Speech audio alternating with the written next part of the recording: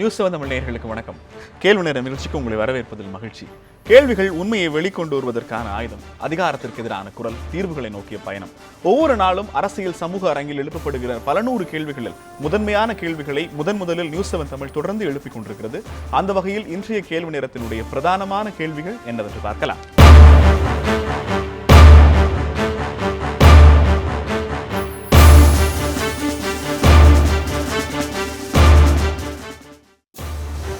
TTV Dinakaran AIADMK Sasikala அணியின் துணை பொதுச் செயலாளர். முதலமைச்சர் எடப்பாடி பழனிசாமி தொடங்கி கட்சியின் அத்தனை பேருக்குமான நம்பிக்கை நட்சத்திரம். இந்த வர்ணனைகள் எல்லாம் நேற்று இரவு 9:30 மணியோடு காலாவதியாகிவிட்டது. தினகரனையும் அவரது குடும்பத்தினரையும் ஒதுக்கி வைப்பதுதான் கட்சிக்கும் ஆட்சிக்கும் நல்லது என்று மூத்த அமைச்சர்கள் முதல் முன்னணி நிர்வாகிகள் வரை பலரும் பகிரங்க அறிவிப்பு செய்துவிட்டனர். போதாக்குறைக்கு தினகரனை தீவிரமாக எதிர்க்கும் ஓ பன்னீர்செல்வம் அணியை இணைத்துக் கொள்வதற்கான முயற்சிகளையும் தீவிரப்படுத்தியுள்ளனர். எதிர்ப்புகள் வலுத்திருக்கும் நிலையில் தினகரனிடமிருந்து வீரியமான எதிர்வினை வரும் என்று எல்லோரும் எதிர்பார்த்திருந்த நிலையில் திடீர் திருப்பமாக நான் நேற்றே ஒதுங்கிவிட்டேன் என்று சொல்லி வியப்பை ஏற்படுத்தி இருக்கிறார் டிடிவி தினகரன். அவருடைய முடிவுக்கு காரணம் அடுத்தடுத்த நிர்பந்தங்களா அல்லது ஆழ்ந்த அரசியல் கணக்கீடா என்ற கேள்வி எழுகிறது. இதுவே இன்றைய கேள்வி நேரத்துக்கான களத்தையும் 5 அழுத்தமான கேள்விகளையும் உருவாக்கியிருக்கிறது. திடீரென விலகிய தினகரன் எல்லோரும் சேர்ந்து நடத்தும் நாடகமா? ஓபிஎஸ் வந்த பிறகு யாருக்கு முதலமைச்சர் பதவி கிடைக்கும்? சசிகலா தினகரன் இல்லாத அதிமுகவால் தொடர்ந்து தாக்குப்பிடிக்க முடியுமா? வழக்குகளின் வலையில் தினகரன் சிக்கினாரா, சிக்க வைக்கப்பட்டாரா? அணிகள் இணைப்பு கட்சிக்கு நல்லது, ஆட்சிக்கும் நல்லதா? இன்னும் பல கேள்விகளுடன் இன்றைய கேள்வி நேரம் பயணிக்கிறது.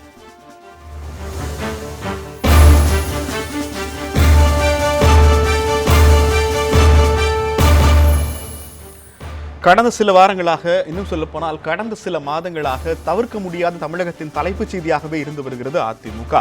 அதிமுகவினுடைய இரு அணிகளில் நிகழ்ந்து வந்த போராட்டம், அதிமுகவில் இன்னும் எத்தனை அணிகள் இருக்கிறது என்கிற கேள்வியை எழுப்பி இருக்கிறது. அது தொடர்பான முக்கியமான முதன்மையான இந்த 5 கேள்விகளை முன்வைத்து இன்றைய கேள்வி நேரம் பயணிக்க இருக்கிறது. கருத்தாளர்களை உங்களுக்கு அறிமுகப்படுத்துகிறோம். அதிமுகவினுடைய அம்மா அணியிலிருந்து செய்தி தொடர்பாளர் வைகைச்செல்வன் அவர்கள் நம்மோடு இணைகிறார். அதே போல ஓபிஎஸ் அணியிலிருந்து அழகு தமிழ்ச்செல்வி அவர்கள் நம்மோடு இணைகிறார். அரசியல் விமர்சகர் ரவீந்திரன் துரைசாமி அவர்களும் மூத்த பத்திரிகையாளர் மணி அவர்களும் விடுதலை சிறுத்தைகள் கட்சியிலிருந்து ஆலூர் ஷானவாஸ் அவர்களும் நினைக்கிறார்கள். 5 பேரையும் இந்த நிகழ்ச்சிக்கு வரவேற்பதில் மகிழ்ச்சி. வைகைச்செல்வன் சார் உங்ககிட்ட இருந்து ஆரம்பிக்கலாம். உங்ககிட்ட கேட்கறதுக்கு நிறைய கேள்விகளை எழுதி கொடுத்துருக்காங்க, நாங்க நிறைய தயாரிச்சு வச்சிருக்கோம். ஆனா இப்ப இருக்கிற ஒரே ஒரு முக்கியமான கேள்வி, அதிமுகவில் என்ன நடந்து கொண்டிருக்கிறது?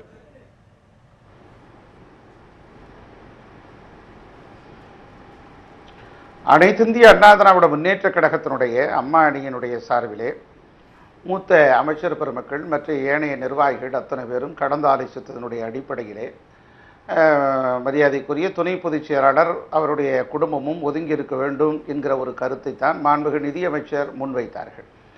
அதனுடைய முன்வைத்திருக்கக்கூடிய கருத்துக்களை பத்திரிகையாளர் சந்திப்பிலே சகோதரர் தினகரன் அவர்கள் மிகவும் முதிர்ச்சியான ஒரு அரசியல் தலைவர் என்கிற அடிப்படையிலே நான் நேற்றே ஒதுங்கிவிட்டேன், விலகிவிட்டேன் என்றெல்லாம் பெருந்தன்மையோடு அவர்கள் கருத்து தெரிவித்திருக்கிறார்கள். ஆக தற்போது எழுந்திருக்கக்கூடிய அனைத்திந்திய அண்ணா திராவிட முன்னேற்ற கழகத்தினுடைய 4 கேள்விகள் முன்வைக்கப்படுகிறது. ஒன்று, தேர்ந்தெடுக்கப்பட்ட கழகத்தினுடைய பொதுச் செயலாளர் சிறையில் இருக்கிறார்.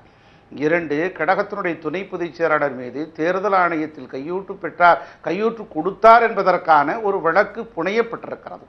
3, இரட்டை இலை சின்னம் முடக்கப்பட்டிருக்கிறது. 4, புரட்சி தலைவி அம்மா அவர்கள் நின்று வென்ற, ஒரு முறை இல்லை 2 முறை வென்ற தொகுதி ராதாகிருஷ்ணன் தொகுதி தேர்தலை நிறுத்தி இருக்கிறார்கள்.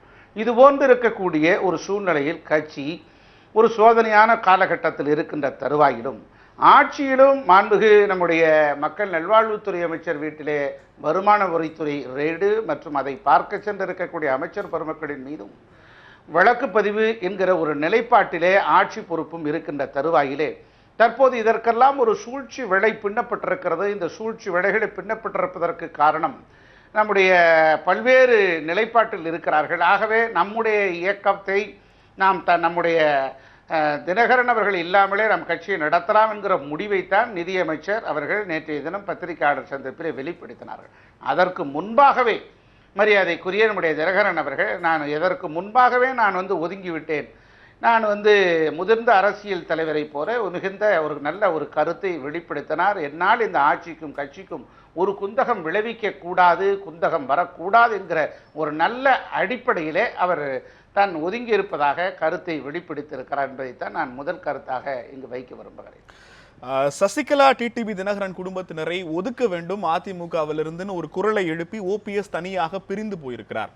அவர் பிரிந்து போன அந்த நாளிலிருந்து அதிமுக அம்மா நேரில் இருக்கிற அத்தனை பேரும் சொல்லிக் கொண்டிருந்த அடிப்படையான விஷயம், அதிமுகவை 33 ஆண்டுகளாக தூக்கி நிறுத்தியதே சசிகலா குடும்பத்தினர் தான், அவர்களால் தான் அதிமுகவை இயக்க முடியும் என சொல்லிய அத்தனை பேரும் ஒரே இரவில் அவர்களை ஒதுக்கி வைப்பதன் மூலமாக கட்சியை காப்பாற்ற முடியும்னு சொல்லி இருக்கிறீர்கள் என்றால் அந்த ஒற்றை இரவில் நடந்தது என்ன?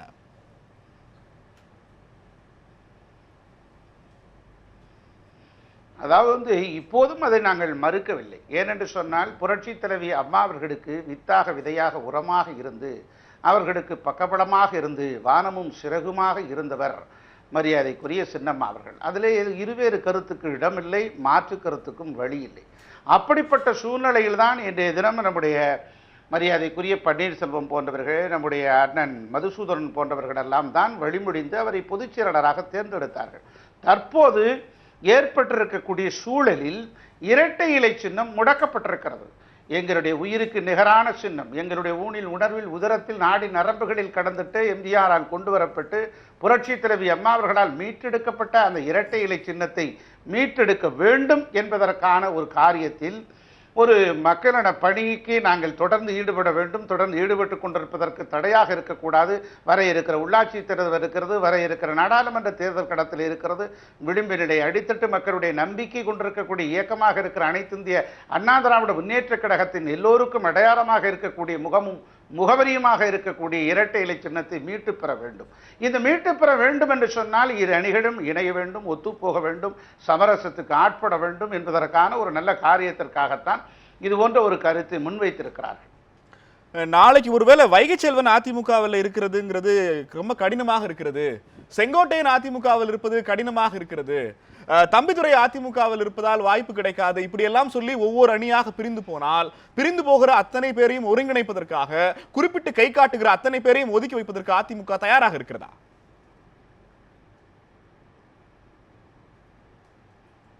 இல்லை, நீங்கள் அந்த கருத்துக்கு நம் உள்ளே சொல்ல வேண்டாம்.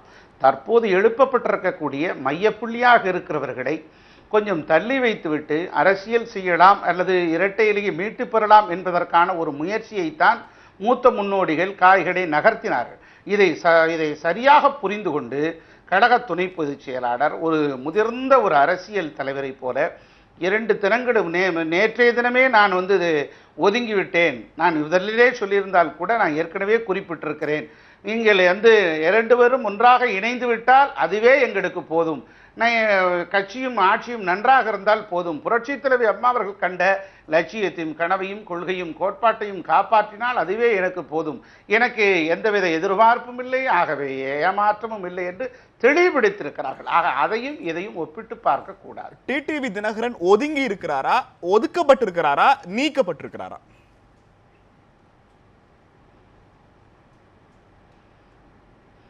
தற்போது அவர் அவரே அவருடைய நேர்காணலில் அவர்கள் தொலைக்காட்சியிலே செய்தியாளர்கள் மத்தியிலே மிக தெளிவுபடுத்தி இருக்கிறார்கள். என்னவென்று கேட்டால், நான் துணை பொதுச் செயலாளராக இருக்கிறேன், இந்த பொறுப்பை எனக்கு விளங்கியவர்கள் பொதுச் செயலாளர், ஆக அதற்கு அவரை கேட்டுத்தான் நான் இறுதி முடிவு எடுப்பேன், தற்போது இருக்கிற நிலையில் நான் ஒதுங்கி இருக்கிறேன் என்றுதான் அவர் குறிப்பிட்டிருக்கிறார்கள். அந்த வார்த்தையை தான் நாம் பயன்படுத்திக் கொள்ள வேண்டும். சசிகலா மற்றும் டிடிவி தினகரன் இல்லாமல் அதிமுக ஒரு கூட்டு தலைமையோடு கட்சியையும் ஆட்சியும் வழிநடத்த தயாராக இருக்கிறது என்று எடுத்துக்கொள்ளலாமா?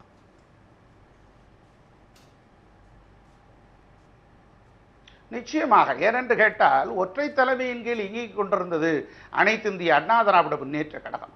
புரட்சி தலைவர் எம்ஜிஆர் என்கிற ஒற்றை தலைமை, அதற்கு பிறகு ஒற்றை தலைமையாக இருந்த புரட்சி தலைவி அம்மா அவர்கள் தற்போது இருக்கக்கூடிய சூழ்நிலையில் ஒரு ஜனநாயகம் புதிய ஒரு பாதையை நோக்கி அனைத்து இந்திய அண்ணா திராவிட முன்னேற்ற கழகம் ஒரு கூட்டு தலைமையின் கீழ் இயங்கக்கூடிய ஒரு வாய்ப்பை பெற்று அடுத்த ஒரு பரிணாம வளர்ச்சியை நோக்கி நகர்ந்திருக்கிறது என்பதைத்தான் நீங்கள் எடுத்துக்கொள்ள வேண்டும். நன்றி வைகச்செல்வன். நம்ம தொடர்ந்து பேசலாம். அதிமுகவினுடைய நிலைப்பாடு குறித்து அறிவதற்காகத்தான் கொஞ்சம் நீண்ட நேரம் அவர் கொடுக்கப்பட்டிருக்கிறது. மணி சார், இந்த இடத்துல அதிமுகவில் ஏற்பட்டிருக்கிற இந்த ஒவ்வொரு மணி நேரத்திற்குமான மாற்றங்களை எப்படி பார்க்குறீங்க? ஆமாம், இப்போ அவர் டிடிவி தினகரன் அவர்கள் விலகுவதாக அறிவித்திருக்கிறார். மற்றவர்கள் விலக வேண்டும், மன்னார்குடி ஃபேமிலி மொத்தமாக அவங்க விலகணும்னு நேற்று ஜெயக்குமார் பேசுகிறார். அவங்க என்னைக்கு உள்ளே வந்தாங்க, இன்றைக்கி வெளியில் போகிறதுக்கு டிசம்பர் 19, 2011 ஜெயலலிதா அவர்கள் வந்து இன்க்ளூடிங் சசிகலா எல்லாரையும் அவங்க கட்சியை விட்டு வெளியில் அனுப்புனாங்க. ஏப்ரல் 1, 2012 சசிகலா அவர்கள் மட்டும் உள்ளே வராரு, மற்றவங்க யாருமே உள்ளே வரல. இது அவங்க கட்சி விதிகளுக்கு மாறாகவே டிடிவி தினகரனை மன்னிப்பு கடிதம் வாங்கி உள்ள வச்சுக்கிட்டு அப்புறம் துணை பொதுச் செயலாளர்னு சசிகலா பண்ணதே முதல்ல சட்டப்படி தப்பு. இல்லாத ஒருவரை அல்லது இல்லாத ஒரு கூட்டத்தை எப்படி நீங்கள் முதல்ல வெளியேற்றுவீங்க? ஸோ ஏடிஎம்கேவோட கான்ட்ராடிக்ஷன்ஸில் இருக்கக்கூடிய மிகப்பெரிய கான்ட்ராடிக்ஷன் இது. பட் அதை தாண்டி பார்த்தீங்கன்னா 2 நாட்களாக நடக்கக்கூடிய விஷயங்களை நான் எப்படி பார்க்குறேன்னா, கண்ணுக்கு தெரியாத இன்விசிபிள் ஹேண்ட். வெளிப்படையாகவே சொல்வது என்றால் பிஜேபியோட ரோல் வந்து இதில் இருக்குது. பல விதத்திலும் பிஜேபியோட ரோல் இருக்குது. பிஜேபி நண்பர்கள் அதை ஒப்புக்கொள்ள மாட்டார்கள். இவ்வளவு பெரிய ஒரு கட்சி, பெரிய மாநிலம், அவர்கள்கிட்ட ப்ரூட்டல் மெஜாரிட்டி இருக்குது, இன்னும் 4 ஆண்டு மெஜாரிட்டி இருக்குது, 50 எம்பிக்கள் இருக்கிறார்கள். இவ்வளோ பெரிய கிரைசிஸ் வருது. அந்த கிரைசிஸில் நீங்கள் சொன்ன மாதிரி தெர் ஆர் ஹவர்லி டெவலப்மெண்ட்ஸ்னும் போது the center is playing a role. அது நம்ம புரிஞ்சுக்கிற மாதிரி பார்த்தா ஃபெரா கேசஸ் 96 டிடிவி தினகரன் அவர்கள் மீது போடப்பட்ட ஃபெரா கேசஸ் 20 வருஷம் பொறுத்து இப்போ எக்ஸ்பெக்ட் பண்ணுறாங்க. ஸோ சென்ட்ரல் கவர்மெண்ட் நினச்சதுன்னா அவங்க ஐடி ரைட்ஸ் அதே மாதிரி இது நாடு பூரா வந்து நீங்கள் பார்த்தீங்கன்னா எதிர்க்கட்சி ஆளக்கூடிய மாநிலங்கள் இவர்களுக்கு பிடிக்காதவர்களை இவர்கள் எப்படியெல்லாம் சென்ட்ரல் ஏஜென்சிஸை வைத்து பழி வாங்குவார்கள் என்பதற்கு இதுவும் ஒரு உதாரணம். இவர் நல்லவர் கெட்டவர் அந்த மெரிட்ஸ் ஆஃப் த கேஸ்க்குள்ள நான் போல, the action of the central government எப்படி பொலிட்டிக்கலாக தங்களுக்கு பிடிக்காதவர்களை அவர்கள் பழி வாங்குவார்கள், ஒட்டுமொத்த மத்திய அரசாங்கத்தின் சக்தி எப்படி ஏவப்படும் என்பதற்கு இவையெல்லாம் ஒரு உதாரணம். இல்லை, இதே மூத்த பத்திரிகையாளர்கள் தான் ஜெயலலிதாவினுடைய இறுதிச் சடங்கில் சசிகலாவினுடைய தலையில் பிரதமர் மோடி கை வைத்த போது மோடியினுடைய முழு ஆசையும் சசிகலா பெற்றிருக்கிறார், சசிகலாவை ஒரு ட்ரம்ப் கார்டாக வைத்து பாஜக ஆட்சி நடத்த விரும்புகிறது என்றெல்லாம் நாம் கட்டுரைகளை எழுதி கொண்டிருந்தோம். இப்போது உட்கட்சிக்குள் நடக்கிற எல்லா பிரச்சனைக்கும் பிரதமர் மோடிங்கிற வர்ணம் பூசுவது என்பது எந்த வகையில் ஏற்றுக்கொள்ளக்கூடிய ஒன்று? முதலில் ஒரு தவறு நீங்கள் செய்கிறீர்கள் என்று நான் நினைக்கிறேன். மோடி அவர்கள் சசிகலா தலையில் கை வைத்தது என்பது எதிர்மறையாக பார்க்க வேண்டிய விஷயம். ஒருவர் சொன்னது போல அது திருதராஷ்டிர ஆலிங்கனம். மோடி அப்படி யாரையாவது தலையில் கை வைத்து ஆசீர்வாதம் செய்தால் அவர்கள் கதை முடிந்தது, அது பஸ்பமானது என்ற அர்த்தம். அதுதான் நடந்திருக்குது. பொலிட்டிக்கலாக பார்த்தீங்கன்னா வந்து அந்த ஃபேமிலி, சசிகலா அவர்களுடைய ஃபேமிலி, மன்னார்குடி ஃபேமிலி, அவர்கள் ஜெயலலிதா அவர்கள் இருக்கும்போது எவ்வளவு சக்தியோடு இருந்தார்கள். ஜெயலலிதாவுடைய பாடி ராஜாஜாவில் இருந்த பொழுது சுற்றி நின்றவர்கள் அனைவரும் அந்த குடும்பத்தை சார்ந்தவர்கள் தான். மற்ற கட்சிக்காரர்கள்லாம் கீழே படிக்கட்டில் தான் உட்கார்ந்திருந்தார்கள். பட் இந்த டெவலப்மெண்ட்ஸ், அதாவது இந்த பேஸ் ஆஃப் டெவலப்மெண்ட்ஸ்னுவாங்க, அதோட வேகத்தை பார்க்கும் பொழுது கடந்த 2 அல்லது 3 நாட்களாக நிச்சயமாக வந்து நான் எனி பொலிட்டிக்கல் அனலிஸ்ட் வந்து ஜேர்னலிஸ்ட் வந்து எப்படின்னா நம்ம வந்து அண்டர் கரண்ட்டை தான் நம்ம பேசணும். மக்களுக்கு ஏற்கனவே தெரிந்த பத்திரிகைகள் இருக்கக்கூடிய பேசுறதுக்கு அர்த்தமே இல்லை. சில டாட்ஸ் எல்லாம் நீங்கள் கனெக்ட் பண்ணீங்கன்னா கண்ணுக்கு தெரியாத ஒரு invisible hand is actually directing all these things நான் நினைக்கிறேன்.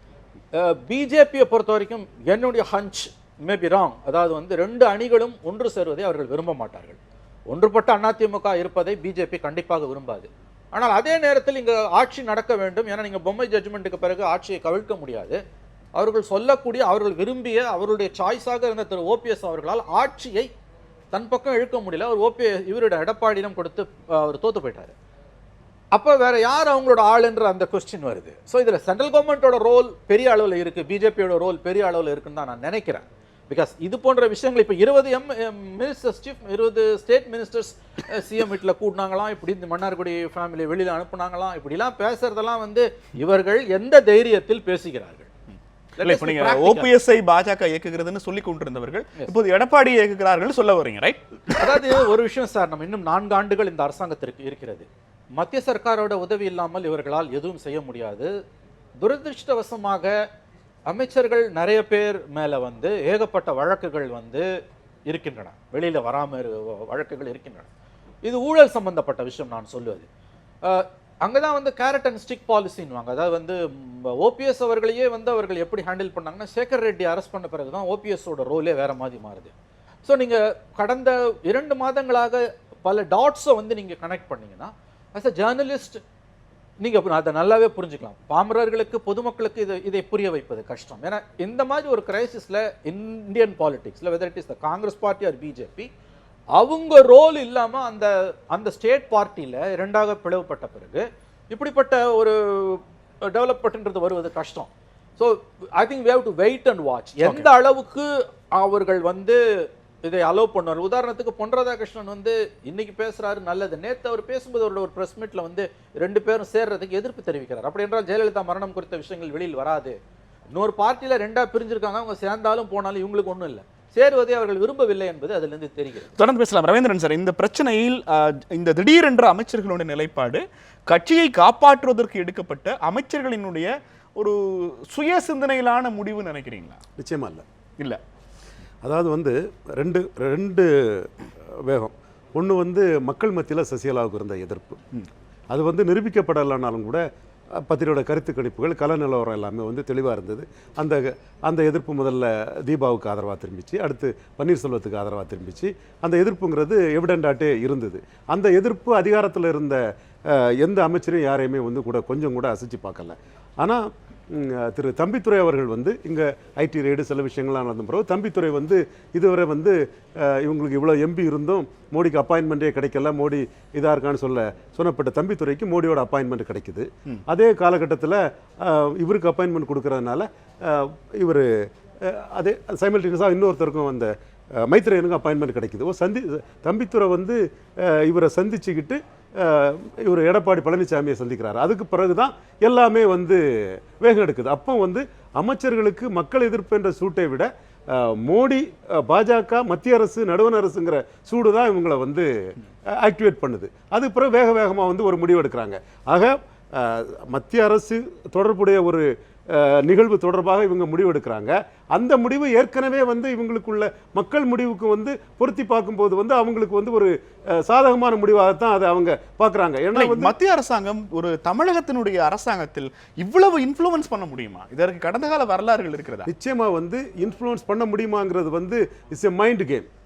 நீங்கள் வந்து எத்தனையோ சீஃப் மினிஸ்டர், இப்போ நீங்கள் நம்ம சீஃப் செக்ரட்டரியை வந்து இது பண்ணாங்க, அவர் வந்து சென்ட்ரல் கவர்மெண்ட்டை எதிர்த்தார். இப்போ நீங்கள் வந்து இந்த கேம் இதுதான். நீங்கள் வந்து இவர் ராகுல் காந்தியை வந்தார், ராகுல் காந்தியோடையும் திருநாவுக்கரசரையும் ஒரு நட்பை காட்டினீங்க, திருமாவளவன் கூட ஒரு நட்பை காட்டினீங்க. ஐயா நெடுமாறன் உங்களுக்கு ஆதரவாக இருந்தார், டிமானிட்டேஷனை எதிர்த்து பேசுனீங்க. ஐயா வீரமணி உங்களுக்கு ஆதரவாக இருந்தார். நீங்கள் திடீர்னு என்ன சொல்கிறீங்க?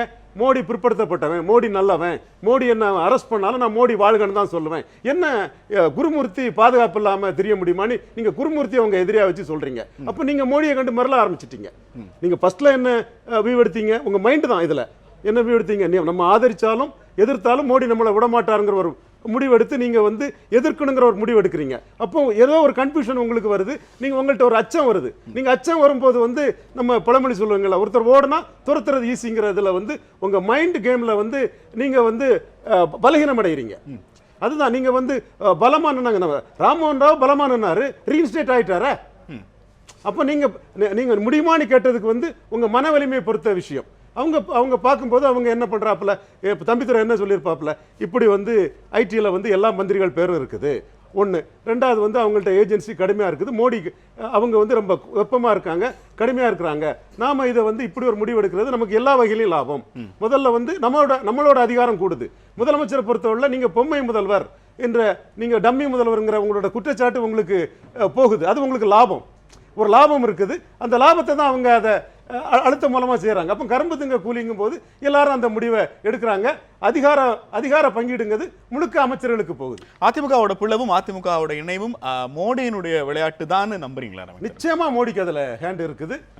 அந்த மோடியோட ஹேண்டு வந்து ஜெயலலிதா உயிரோடு இருக்கும் போதே மோடி அந்த அழுத்தத்தை கொடுக்க ஆரம்பிச்சிட்டாங்க. எல்லாரும் அந்த மறைக்கப்பட்ட ஒரு வரலாறு தான் இருக்குது. ஜெயலலிதா மிகப்பெரிய ஆளுமையாக இருந்து தமிழகத்தின் உரிமையை போராடினாங்க. ஆனால் கடைசி கட்டத்தில் சாதாரண இணை மந்திரி ஒரே ஒரு எம்பி தான் இங்கே உண்டு. அவரால் மாநில தலைவராக இருந்து அந்த கட்சிக்கு ஒரு எம்பி கூட கொண்டு வர முடியாத நிலைமையில் இருந்த ஒரு சாதாரண இணை மந்திரியை தமிழகத்தின் நலனிற்காக பொன் ராதாகிருஷ்ணன் சிறப்பாக செயல்படுகிறாருன்னு 2 தடவை ஜெயலலிதா புகழ்ந்து போதிருக்காங்க. ஜெயலலிதா போன்ற ஒரு தலைவர் வந்து இப்படி ஒரு சாதாரண ஒரு இணை மந்திரியை வந்து பேசக்கூடிய நிலைமையில உள்ளவங்க அல்ல. அடுத்தால வந்து ஒரு பொறுப்பு கவர்னர் வரும்போது அவரை வரவேற்கவும் சென்றார், வழி அனுப்பவும் சென்றார். ஸோ ஜெயலலிதாவோட ஆட்டிடியூடே அந்த வெப்பத்தோட தாக்கம் வந்து ஜெயலலிதாவாலே தாக்கு பிடிக்க முடியவில்லை. அந்த வெப்பத்தில் மிகப்பெரிய ஆளுமையான மக்கள் செல்வாக்கான ஜெயலலிதாவே தாக்கு பிடிக்க முடியாத நம்ம உங்களுக்கு இவர் நத்த விஸ்வநாதன் அவங்க அமைப்பு செயலாளர் போஸ்ட்ல இருந்து எடுக்க வேண்டிய நிலைமை ஆச்சு. அப்படி இருக்கும்போது இவர்கள் வந்து எந்த அளவுக்கு நிற்க முடியும்? பிளஸ் வந்து இவங்க வந்து இதுல இவங்களுக்கு அதிகாரம் கூடுது, லாபம் கிடைக்குது.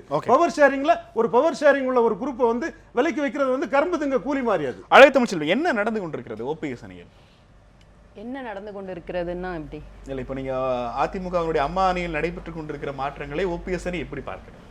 அதான் இவங்க வந்து ஐயா வந்து 2 கண்டிஷன் சொன்னாங்க. முதல்ல வந்து அந்த குடும்பம் விலக வேண்டும் அப்படின்னு சொன்னாங்க. இன்னைக்கு காலையில் ஐயாவே பேட்டி கொடுத்துட்டாங்க, அந்த குடும்பம் விலகிடுச்சு. அதுதான் எங்களுடைய முதல் வெற்றி.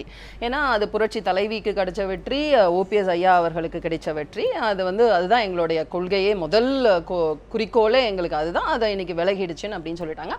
அதை வந்து நாங்கள் ஒரு தீயவர்கள் எங்களை விட்டு விலகியதாக நாங்கள் நினைக்கிறோம். எங்கள் இரு அணிகளும் சேரப்போவதாக நாங்கள் மிகவும் சந்தோஷமாக இருக்கிறோம். அதை நாங்கள் கொண்டாட வேண்டும், அதை ஒரு விழாவாக கொண்டாட வேண்டும். ஏன்னா இவ்வளவு பிளவுபட்ட இன்னும் ஜாயின் ஆகல, இப்பதானே பேச்சுவார்த்தைகள் இருக்கு, குழு அமைச்சிருக்காங்க, அங்கேயும் குழு அமைச்சு 2 பேரும் சேர்ந்த உடனே நாங்க கண்டிப்பா கொண்டாடுவோம். ஏன்னா இது வந்து ஒரு அதிமுக ஒரு பிளவுபட்டுடுச்சு, இது காணாம போயிடும், அழிஞ்சிரும்னு சொன்னவங்களுக்கு எல்லாருக்கும் ஒரு பெரிய பேரிடியா இது அமைஞ்சிருக்கு.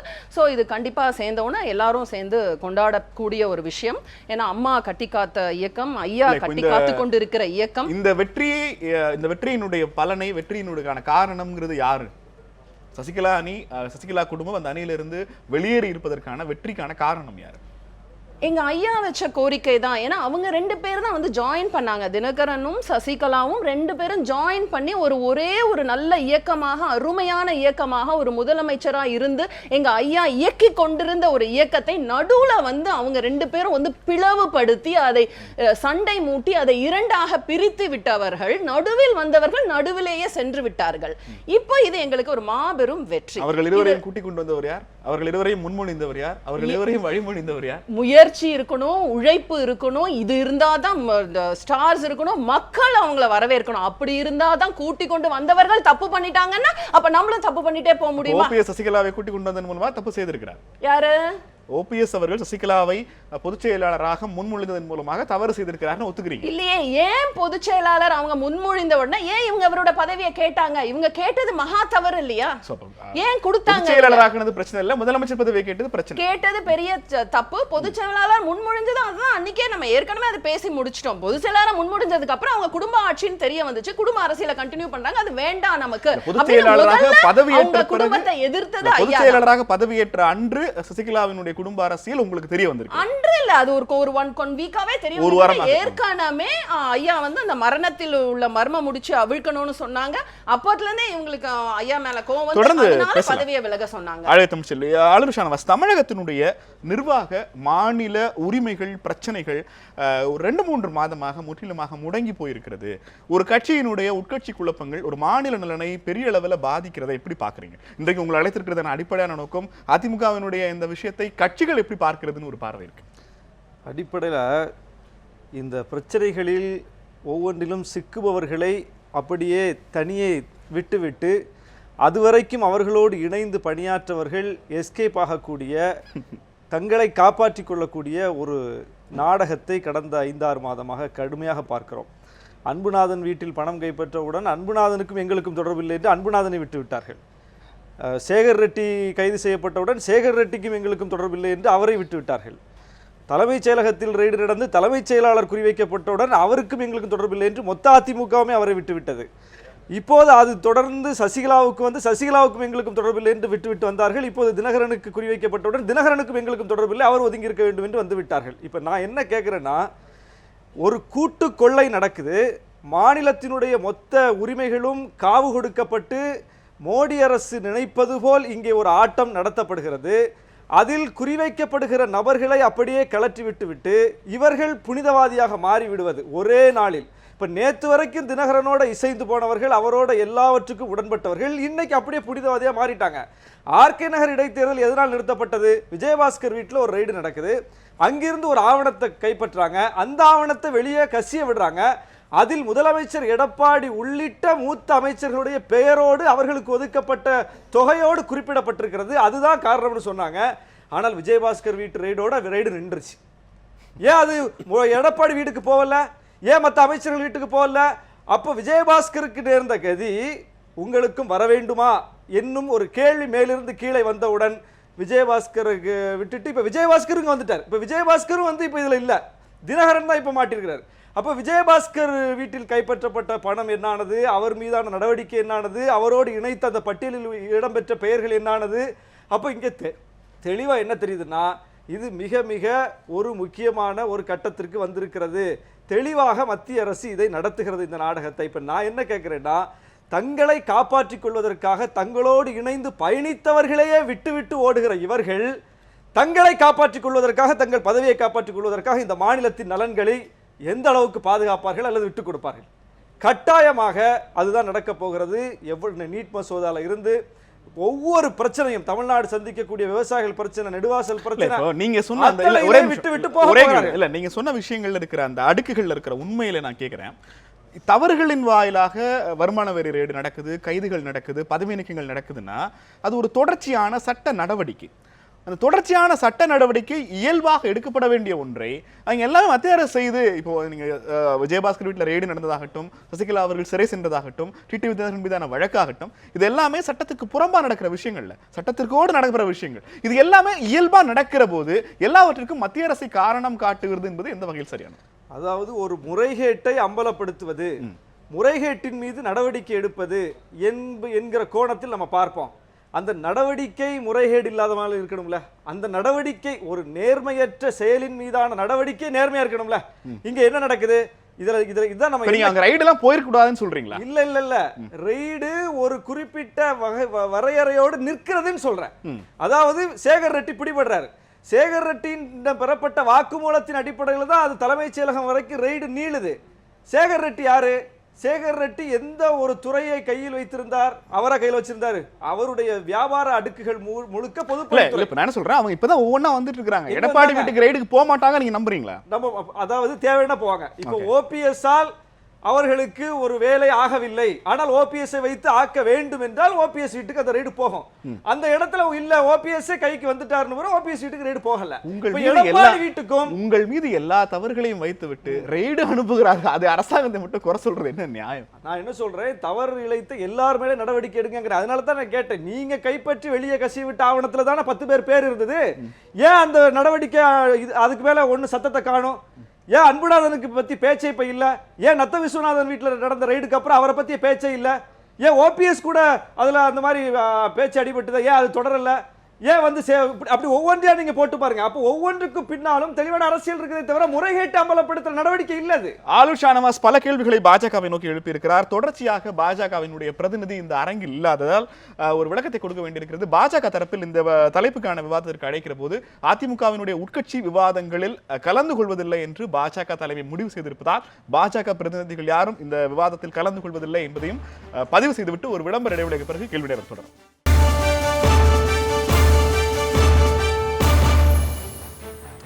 கேள்வி நேரம் தொடர்கிறது. டிடிவி தினகரனுடைய திடீர் மனமாற்றம், அமைச்சர்களுடைய திடீர் முடிவு, இந்த விஷயங்கள் எல்லாம் தொடர்ச்சியாக நாடகமா அல்லது உண்மையிலேயே நடப்பு அரசியலை புரிந்து நடத்துகிறார்களா உள்ளிட்ட பல கேள்விகளை இன்றைய கேள்வி நேரம் முன்வைத்திருக்கிறது. வைகைச்செல்வன் சார், தொடர்ச்சியாக அதிமுக அமைச்சர்கள், முன்னணி தலைவர்கள் மீதான பல ஊழல் புகார்களில் இருந்து தப்பிப்பதற்காகவே எடுக்கப்பட்ட ஒரு துரத்தப்பட்ட காரணத்தினால் எடுக்கப்பட்ட முடிவாக இருக்கிறதே தவிர இது கட்சியை காப்பாற்றுவதற்காக எடுக்கப்பட்ட முடிவு இல்லை அப்படின்னு ஆளுஷ் ஷானவாஸ் சொல்றாரு. அதற்கு சில வழிவகைகளையும் அவர் அடுக்குகிறார். யாரல் மீதெல்லாம் குறி வைக்கிறதோ அவர்கள் எல்லாம் அப்படியே விட்டுட்டு தொடர்ச்சியாக நகர்வது என்பது எந்த வகையில் சரியான ஒன்று? இது உண்மையிலே வழக்குகளிலிருந்து தப்பிக்கிறதுக்காக எடுக்கப்பட்ட முடிவா?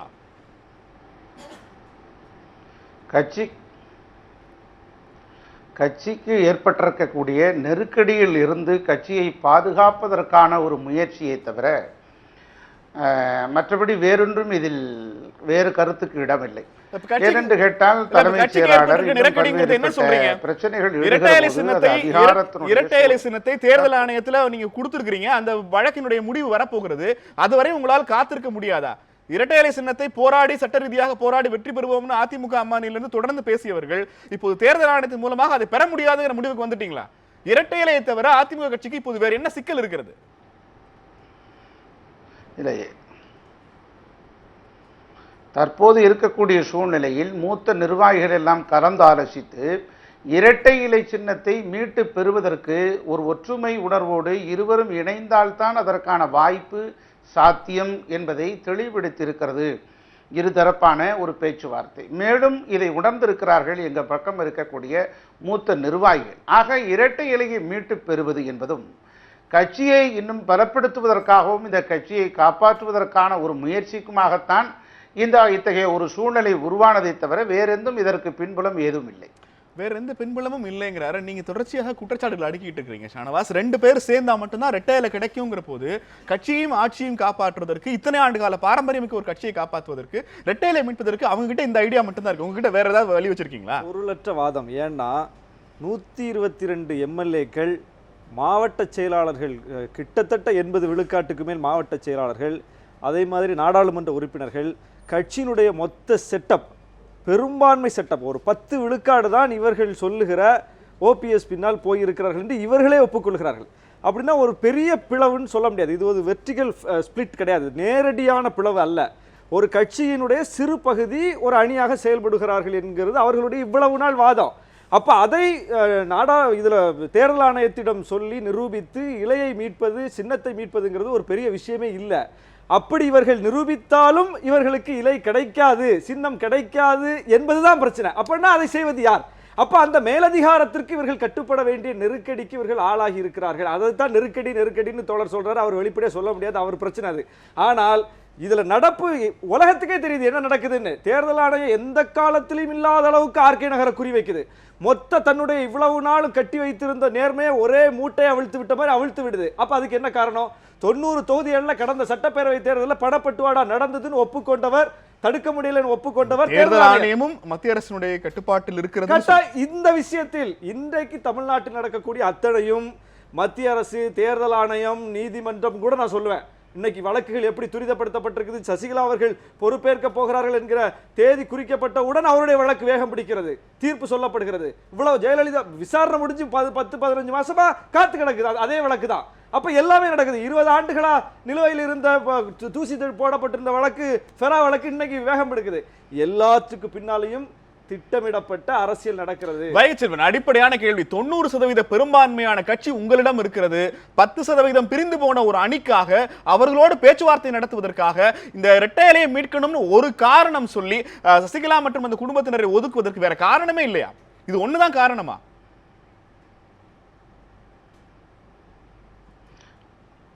இல்லை, அதாவது தற்போது இருக்கக்கூடிய சூழ்நிலையில் சற்றேறக்குரிய 90% பேர் எங்கள் பக்கம் இருக்கக்கூடிய ஆதரவு நிலைப்பாட்டை இந்திய தேர்தல் ஆணையத்திலே நாங்கள் சமர்ப்பித்திருக்கிறோம். தற்போது இருக்கக்கூடிய சூழலில் ஏறக்குரிய ஒரு 8 வார காலம், 2 மாத காலம் சற்றேறக்குரிய அந்த காலகட்டத்தை அவர்களிடத்தில் நாங்கள் அவகாசம் கேட்டோம்.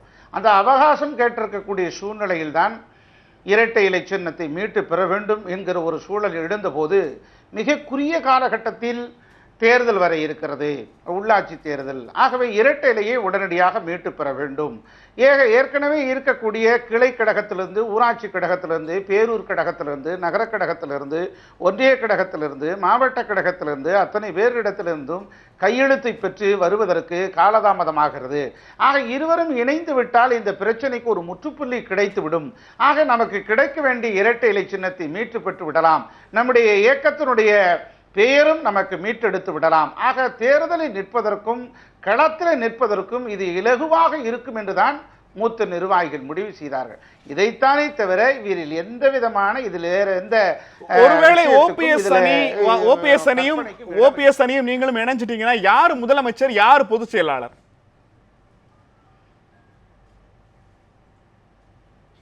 அது இனிமேல் தான் தீர்மானிக்க முடியும். உடனடியாக இந்த தீர்மானத்தை சொல்லிவிட முடியாது. அது மூத்த நிர்வாகிகள் இருவரும் குழுவை நியமித்திருக்கிறார்கள். எங்கள் பக்கம் இருக்கிற குழு, அவர்கள் பக்கம் இருக்கிற குழு, இவர்களெல்லாம் பேச்சுவார்த்தை நடத்தி அதனுடைய அடிப்படையிலே மிக விரைவிலே இது குறித்தான ஒரு அறிக்கையை வெளியிடுவார்கள். இல்ல, இப்ப இந்த பக்கம் ஒரு அவைத்தலைவர், இந்த பக்கம் ஒரு அவைத்தலைவர், அந்த பக்கம் ஒரு பொருளாளர், இந்த பக்கம் ஒரு பொருளாளர், இந்த பக்கம் ஒரு முதலமைச்சர், இந்த பக்கம் ஒரு முன்னாள் முதலமைச்சர், இந்த காம்பினேஷன்ல எப்படி ஒரு சுமூகமான முடிவுக்கு வருவீங்க?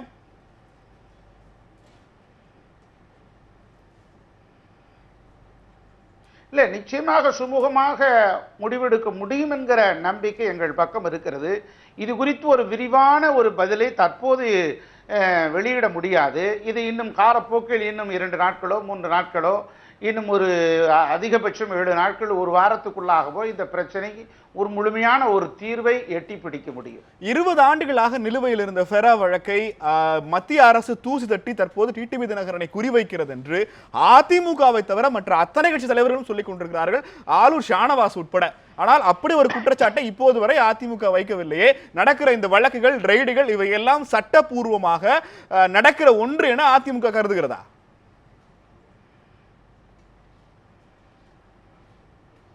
இல்லை, அப்படி சொல்லிவிட முடியாது. ஏற்கனவே பலமுறை நாங்கள் கூட குறிப்பிட்டிருக்கிறோம், தொலைக்காட்சியின் வாயிலாக குறிப்பிட்டிருக்கிறோம், பத்திரிகையாளர் சந்திப்பிலே சொல்லியிருக்கிறோம். இது பல்வேறு அழுத்தம் இருக்கிறது. இந்த அழுத்தத்திற்கு பின்னால் ஒரு மதவாத சக்தி இருக்குமோ என்கிற ஒரு ஐயப்பாட்டை நான் பலமுறை எழுப்பியிருக்கிறேன். இதை கூட துணை பொதுச் செயலாளர் தினகரன் அவர்கள் கூட என்னிடத்திலே, நீங்கள் தற்போது இது குறித்து முழுமையான விவரத்தை வெளியிட வேண்டாம், ஆதாரப்பூர்வமான செய்திகள் வந்த பிறகு அது குறித்து பேசலாம், தற்போது இருக்கக்கூடிய சூழ்நிலையில் அப்படியே நகர்ந்து கொள்வோம், என் மீது போடப்பட்டிருக்கக்கூடிய வழக்குகள் எல்லாம் என்னுடைய தனிப்பட்ட வழக்குகள், அதை நான் பார்த்துக் கொள்கிறேங்கிற பெருந்தன்மையோடு தான் நம்முடைய தினகரன் போன்றவர்களெல்லாம் நடந்து கொண்டிருக்கிறார்கள். ஆக அரசியல் களத்தில் இவர்கள் ஒரு சூழ்ச்சி வலையை பின்னிருக்கிறார்களோ, அந்த பக்கம் ஒரு சூழ்ச்சி வலை பின்னப்பட்டிருக்கிறதோ என்கிற ஒரு சந்தேகம். இந்த எல்லா விஷயங்களையும் விடுங்க. மக்கள் மத்தியில ஒரே ஒரு கேள்விதான் இருக்கிறது. மத்திய அரசை பார்த்து அதிமுக அமைச்சர்கள் பயந்துட்டாங்களா?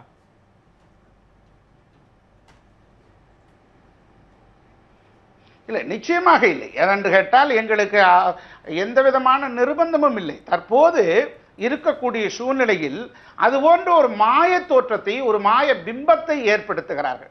ஏனென்று கேட்டால் ஒரு மக்கள் சக்தி மிக்க ஒரு கரிஷ்மா லீடரை அனைத்து இந்திய அண்ணா திராவிட முன்னேற்ற கழகம் பெற்றது. அது எம்ஜிஆர், அதற்கு பிறகு புரட்சி தலைவி அம்மா அவர்கள்.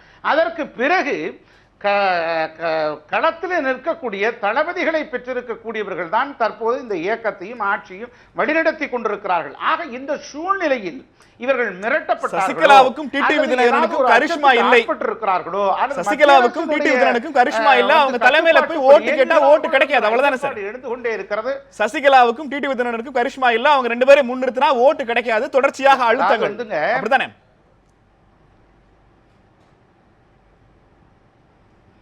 அதாவது கரிஷ்மா என்பதும் மக்கள் சக்தி என்பதும் இயல்பாக அது சுயம்பாக தோன்ற வேண்டியது. அந்த சுயம்பாக தோன்றியது புரட்சி தலைவர் எம்ஜிஆரும் புரட்சி தலைவர் அம்மா அவர்களும் தான். அதைத்தான் நான் தெளிவுபடுத்த விரும்புகிறேன், அடிக்கோடிட்டு காட்ட விரும்புகிறேன். இதையெல்லாம் தானாக வருவது, இது இயல்பிலே வருவது.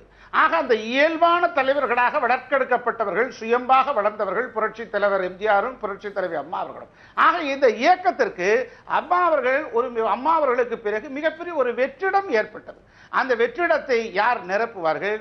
காலம்தான் தீர்மானிக்கும் என்பதை பலமுறை அவர்களே சொல்லி இருக்கிறார்கள் என்பதைத்தான் இந்த நான் தொடர்ந்து பேசலாம். எனக்கு இந்த பிரச்சனையில அதிமுக அமைச்சர்கள் மிரட்டப்பட்டிருக்கிறார்கள் அல்லது தன் மீது வழக்கு போடப்பட்டிருப்பது பாஜகவினுடைய அழுத்தம்னு மற்றவர்கள் முன்வைக்கிற எந்த வாதங்களையும் அமைச்சர்களோ டிடிவி தினகரனும் முன்வைக்காததற்கான காரணம் என்ன? அதாவது கருணாநிதி சொல்ல மாதிரி தான், சாதம் உள்ள கரண்டி வெறும் கரண்டிங்கிற பாணி தான். நம்ம வீசினா நமக்கு கரண்டியில் உள்ள சாதம் விழுந்துடக்கூடாது, நம்ம இன்னும் பவரில் இருக்கிறோம், பவருக்கு பாதிப்பு வந்துடக்கூடாதுங்கிற ஒரு கான்செப்ட் தான் அதில் காரணம். இப்போ நீங்கள் என்ன பண்ணாலும் ஆளூர் நவாஸ் பேசலாம், எனக்கு ஒன்றும் இல்லை.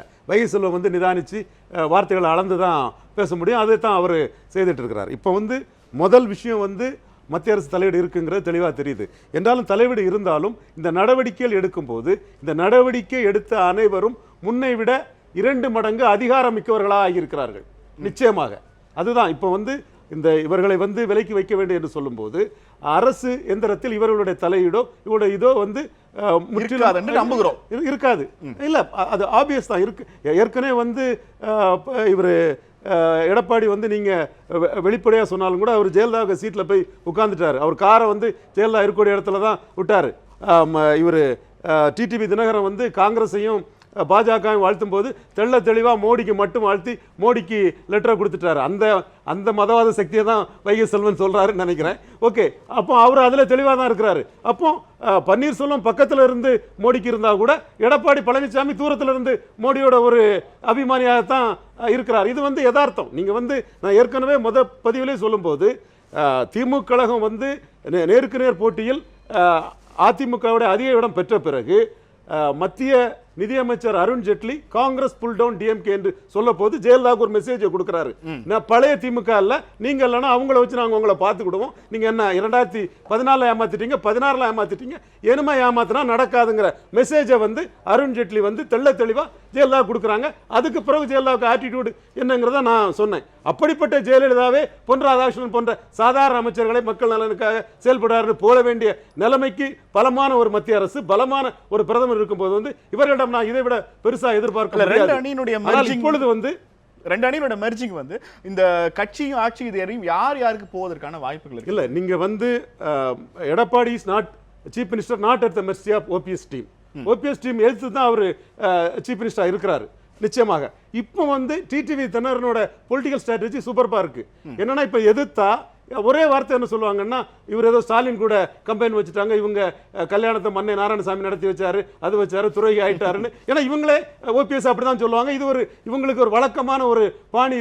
இந்த பாணி வந்து அந்த கேடர்ஸ் மத்தியில் கொஞ்சம் எடுபடும். அதனால இவர் என்ன பண்ணாருன்னா, எதிர்த்தாலும் இவங்களுக்கு வந்து எம்எல்ஏக்கள் வந்து கேன்ஃபுல் ஆஃப் எம்எல்ஏக்கள் தான் வருவாங்க. ஒரு 10-9 பேர் பார்த்தாங்க, ஹிட்டனா கொஞ்சம் இருந்தால் கூட 10-12 தான் வருவாங்க.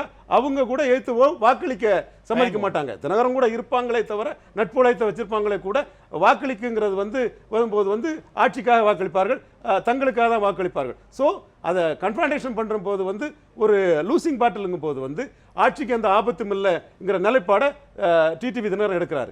இந்த நிலைப்பாடு 11-12 எம்எல்ஏக்கள் வச்சிருக்கக்கூடிய எடப்பாடியின் ஓபிஎஸ்க்கு ஒரு செக். அதைத்தான் இன்னைக்கு அவரோட ஸ்போக்ஸ் பர்சன் சொல்றாங்க. நீங்க இந்த இதுல வந்து ஓபிஎஸ்க்கு ஈல்ட் ஆயிராதீங்க. அப்ப எப்படின்னா இவங்க வந்து எடப்பாடியை ஃபைட் பண்ணாங்கன்னா பார்கெனிங்ல வந்து ஓபிஎஸ்க்கு பவர் கூடும், அந்த எண்ணிக்கையில் வச்சு பவர் கூடும். இவங்க நாங்க தான் வந்து உங்களை ஃபைட் பண்ணலையே, இந்த கவர்மெண்ட் ஸ்ரீசெல்ஃப் நம்ம கவர்மெண்ட் கட்சி கவர்மெண்ட், நானும் கட்சிக்காரன் தான், எதுவும் நான் பண்ணலைன்னு சொல்லும்போது அது ஒரு ஸ்ட்ராட்டஜிக்கல் மூவ் தான். ஏன்னா இதுல எதிர்த்து போனா பாறையில மோதுறது மண்டை உடையும். அந்த இடத்துல வந்து கரெக்டா நாசுக்கா ரொம்ப ப்ரூடன்ட் அப்ரோச் டிடிவி எடுத்திருக்காங்க. அழைத்தம் சொல்லி முதலமைச்சராக மீண்டும் ஓ பன்னீர்செல்வம் வர வேண்டும்ங்கிற ஒரு கோரிக்கையை உங்க அணி வைப்பதற்கு வாய்ப்பு இருக்கிறதா? வாய்ப்பு இருக்கிறதா அப்படின்னு நாம ஜோசியம் நான் படிச்சது இல்ல, ஞானியோ இல்ல. ஐயா சொல்லியிருக்காங்க, 1.5 கோடி தொண்டர்கள், அதிமுக தொண்டர்களும் 8 கோடி தமிழக மக்களும் சேர்ந்து எடுக்கப்பட வேண்டிய ஒரு முடிவு. அவங்க விருப்பத்துக்கு ஏற்ப குழு அமைத்து சசிகலாவை தேர்ந்தெடுத்த போது 1.5 கோடி அதிமுக தொண்டர்களுடைய முடிவு, டிடிவி தினகரனை தேர்ந்தெடுத்த போது அதிமுக 1.5 கோடி தொண்டர்களுடைய முடிவு. நான் முடிச்சிடுறேன். எடப்பாடி பழனிசாமி தேர்ந்தெடுத்த போது அதிமுக 1.5 கோடி, இப்படி எல்லாரும் ஆளாளுக்கு 1.5 கோடி தொண்டர்கள் முடிவுங்கிறீங்களே, எப்படி இந்த 1.5 கோடி முடிவையும் கலெக்ட் பண்ணி எப்படி வகையில நீங்க கம்பேர் பண்ணீங்க? ஆமா, ஏன்னா எங்க பக்கம் தானே இருக்காங்க, 1.5 கோடி தொண்டர்களும் எங்க பக்கம் இருக்காங்க. சசிகலாவை தேர்ந்தெடுத்தது 1.5 கோடி தொண்டர்கள் சத்தியமா இல்ல, அவங்களே தேர்ந்தெடுத்தாங்க. ஓ பன்னீர்செல்வம் நான் சொல்லல, அவங்களே எல்லாம் பண்ணிட்டு அவங்களே போன் போட்டு அவங்களே பேனர் அடிச்சிட்டாங்க. சொல்றேன் எல்லாம் அவங்க பண்ணாங்க. சொன்னது ஓ பன்னீர்செல்வம் ஐயா தான். அவங்க குடும்ப ஆட்சின்னு தெரிஞ்சதுக்கு அப்புறம் முதல்ல விலகினவர், முதல்ல அவங்களை எதிர்த்தவர் ஓபிஎஸ் முதலமைச்சராக முடியாது என்றால் நினைவீங்களா? ஓபிஎஸ் முதலமைச்சராக முடியாது என்றால் நினைவீர்களா? அது எங்களுக்கு தெரியாது. அவங்க குழு தான் சேர்ந்து முடிவெடுக்க வேண்டிய ஒரு விஷயம், சரிங்களா? அதனால பதவி அப்படின்னு சொல்லிட்டு பேசினாங்க. பதவி வந்துட்டு முக்கியம் இல்ல, மக்கள் தான் முக்கியம். பதவியில சசிகலா இருந்தாங்க, மக்களுக்கு பிடிக்கல. தினகரன் பதவியில இருந்தாரு, மக்களுக்கு பிடிக்கல. நீங்க சொன்னீங்கல்ல கரிஷ்மா இல்ல, சத்தியமாக அவங்க கிட்ட இல்ல. இதே எங்க ஐயா பதவியில இருந்தாரு, மக்கள் ஆரத்தி எடுத்து வரவேற்றாங்க. சோ அது மாதிரி ஒரு ஃபேஸ் வேல்யூன்னு ஒண்ணு இருக்கு. மக்கள் எங்க ஐயா பக்கம் இருக்காங்க. கண்டிப்பா மக்களோட விருப்பம் எங்க ஐயா முதலமைச்சர் ஆகணும்னு இருக்கலாம், அது என்னுடைய பர்சனல் விருப்பமாக இருக்கலாம். அதை நான் சொல்ல முடியாது. எத்தனை எல்லாம் போடுவீங்க தெரியல. அது என்ன 2 டேஸ்ல தெரிஞ்சிர போகுது உங்களுக்கு. அவசரம். நாங்க பிரிஞ்சிட்டோம்ன்றீங்க, சேர்ந்தாலும் சேர்ந்துட்டீங்க, யார் முதலமைச்சர்னு கேக்குறீங்க. அவசரப்படாதீங்க.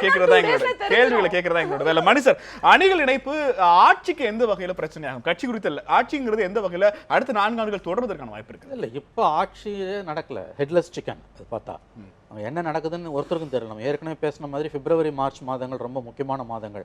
கடந்த அதற்கு முந்தைய பட்ஜெட்டோட உபரி தொகைகள் எல்லாம் செலவிட வேண்டிய கட்டம் அது, அதையும் கோட்டை விட்டாச்சு. இப்போ நெக்ஸ்ட் பட்ஜெட்டை ப்ரெசென்ட் பண்ணியிருக்காங்க. ஒரு ஸ்டேட் கவர்மெண்ட்டோட ஃபங்க்ஷனிங்கில் வந்து அளவுகோல் எதுன்னு கேட்டிங்கன்னா, அவங்க கணக்கு புள்ள கொடுக்குற மாதிரி பட்ஜெட்டை கொடுக்கறது கிடையாது. Because budget it self is a political statement. அரசியல் ரீதியாக ஒரு மாநில சர்க்கார் என்ன முடிவுகளை முக்கியமான விஷயங்களில் எடுக்கிறது என்பது தான் நாம் கவனிக்க வேண்டியது. அப்படி பார்த்தீங்கன்னா ஜெயலலிதா அவர்களுடைய மறைவுக்கு பிறகு பொலிட்டிக்கலாக அரசியல் ரீதியாக அதிமுக என்னென்ன முடிவுகள் எடுத்திருக்கிறது, அவர்கள் எப்படியெல்லாம் செயல்பட்டிருக்கார்கள் பார்த்தீங்கன்னா விடை வந்து 0 என்று தான் வருகிறது.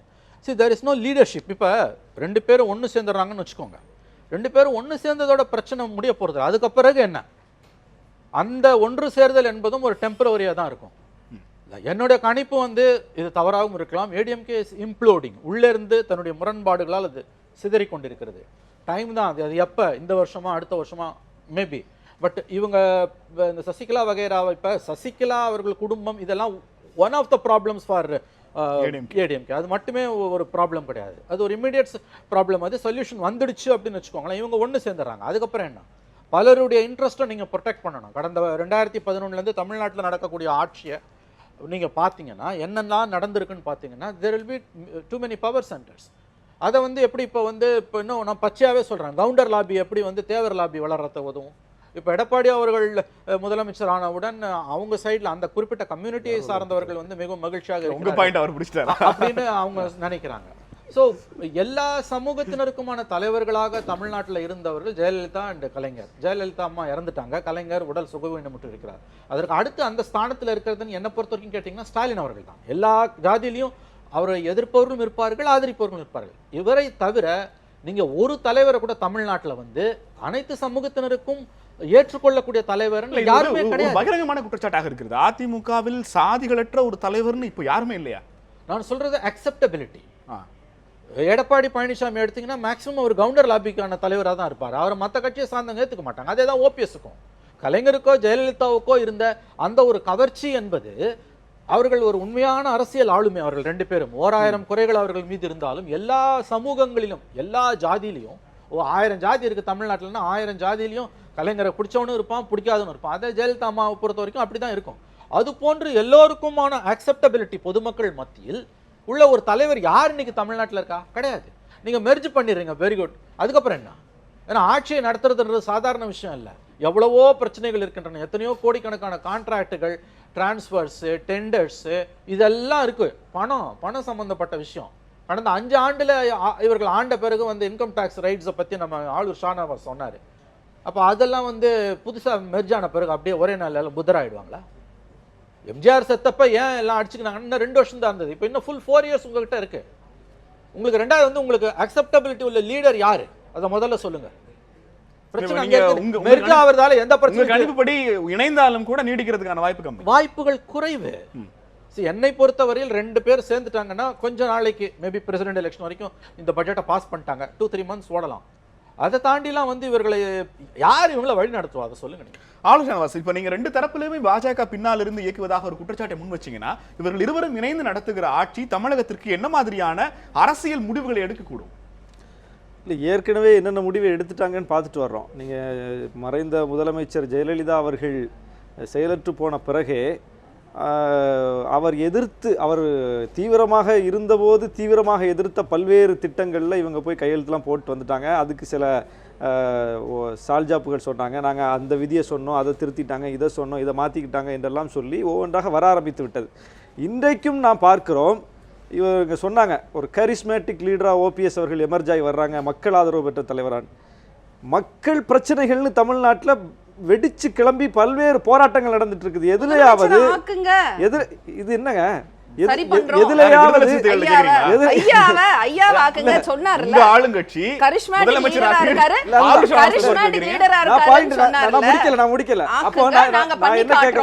விவசாயிகள் போராட்டம் நடக்குது டெல்லியில. ஓபிஎஸ் அவர்களுடைய நிலைப்பாடு என்ன? அங்க போனாரா? முதலமைச்சர் போகல அப்படின்னா அந்த இடத்தை நிரப்புவதற்கு தயாராக இருக்கக்கூடியவராவது போகணும்ல, அந்த பிரச்சனை அட்ரஸ் பண்ணணும்ல. அப்ப எத்தனை பிரச்சனைகள் நடக்கும். இவங்க மக்கள் பிரச்சனைகளை பேசாம ரெட்டையில அம்மா மரணம் இணைஞ்ச பிறகான அதிமுக ஆட்சிங்கிறது தமிழகத்துக்கு எப்படிப்பட்ட ஆட்சியாக இருக்கும்? அதாவது ஓபிஎஸ் அவர்களை வைத்து இங்கே ஒரு ஆட்டத்தை நடத்த வேண்டும் என்று மத்திய அரசு விரும்பியது. அவருக்கு போதிய வாய்ப்பையும் போதிய ஒத்துழைப்பையும் கொடுத்தது. அவரால் உரிய பெர்ஃபார்மன்ஸை பண்ண முடியல. இப்போது எடப்பாடி அவர்கள் அதற்கு இசைந்து விட்டார்கள். இப்போ எடப்பாடி முக்கியமா ஓபிஎஸ் முக்கியமா? இப்போ பார்த்தா எடப்பாடி முக்கியம். அதனால ஓபிஎஸ்ஐ வைத்து என்னவெல்லாம் செய்ய வேண்டும் என்று நினைத்தார்களோ அதற்கெல்லாம் நான் செய்து தருவதற்கு தயார் என்று எடப்பாடி சொல்லிவிட்டால் பிரச்சனை முடிஞ்சது. இங்க ஓபிஎஸ் தான் இதுல பலவீனப்படுவார். ஓபிஎஸ் உடைய அணிதான் சிக்கலாகும். வேண்டாம் பாருங்க, அதான் நடக்க போகுது. அதனால திரும்பவும் இந்த அரசும் மத்திய அரசுக்கு இணைந்து போகும். மாநில பிரச்சனைகளை காவு கொடுக்கும். வைகைச்செல்வன், இங்க இருக்கிற அடிப்படையான மிக முக்கியமான கேள்வி, அதிமுகவினுடைய ஒரு உட்கட்சி பிரச்சனைகள் என்பது கடந்த 3-4 மாதமாக தமிழக அரசு இயங்காமல் முடங்கி கிடக்கிறது. இப்போ 2 பிரிவுகளும் இணைந்தாலும் கூட 2 பிரிவுகளுக்கு பின்னால் இருந்து இயக்குவதாக சொல்லப்படும் பாஜகவின் ஆட்சி தான் தமிழ்நாட்டில் நடைபெறும் அப்படிங்கிறத திரும்ப திரும்ப இங்க இருக்கிற கட்சிகள் முன்வைக்கிறாங்க. அப்படித்தான் நடைபெற போகிறதா புதிய கூட்டணிகளும் இணைந்த அதிமுக ஆட்சி?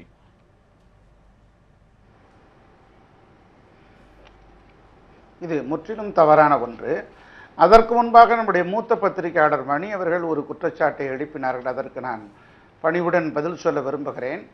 ஒரு ஜாதி அடையாளத்தை பெற்றவராக முதலமைச்சர் மரியாதைக்குரிய எடப்பாடி பழனிசாமி அவர்கள் இருக்கிறார்கள் என்ற ஒரு கேள்வியை முன்வைத்தார்கள்.